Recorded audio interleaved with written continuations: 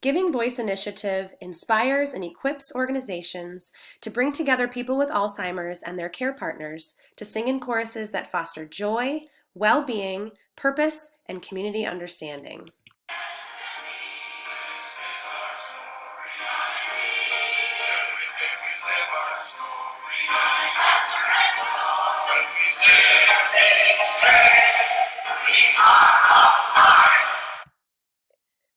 We aren't waiting. Giving Voice is changing lives today. This is 170 people singing to an audience of 1,000.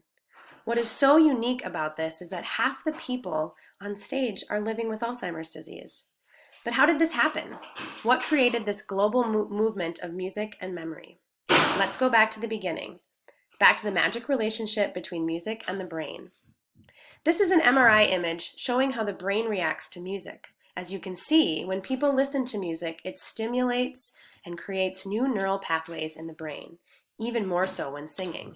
And in the last 7 years, research has found that music memory is one of the last parts of the brain to be damaged by Alzheimer's disease. But then an aha moment. Not only is music memory preserved, but singing boosts people's brains. One of our co-founders saw this article in The Guardian and thought, wow, you don't see this combination every day, a picture of such joy with the headline Alzheimer's. Inspired by this article and other studies and documentaries around the world, an idea was born.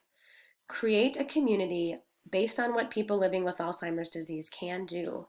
Sing and stimulate the brain. Spread joy. Give purpose. And Giving Voice Chorus was born.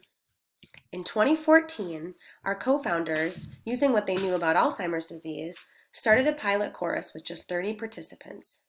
Since 60% of people living with Alzheimer's disease live in community, the chorus was focused on people still living at home and socially isolated. But how in 5 short years did we go from one small chorus to over 48 Giving Voice inspired choruses around the world? This chorus ignited the stories of people living with Alzheimer's disease and created a whole new narrative. This chorus was designed with well-being as a primary outcome. The chorus did things that Alzheimer's disease drugs could not do. It improved memory and mood. It gave a greater sense of connection, belonging, and purpose. Singers felt safe. We often say, there is no wrong in this room. So the idea grew into a vision of how do we share this aha with the world. Giving Voice designed a free toolkit to help other communities launch choruses and created a worldwide learning community to share ideas and best practices. And we've only just begun. There's so much more.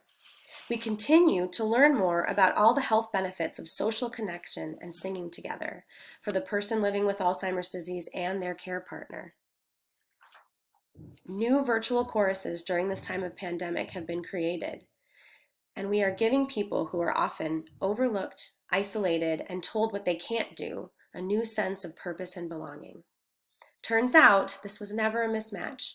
Joy and Alzheimer's disease is a perfect fit, and when they are singing, you can't tell who has Alzheimer's disease and who doesn't.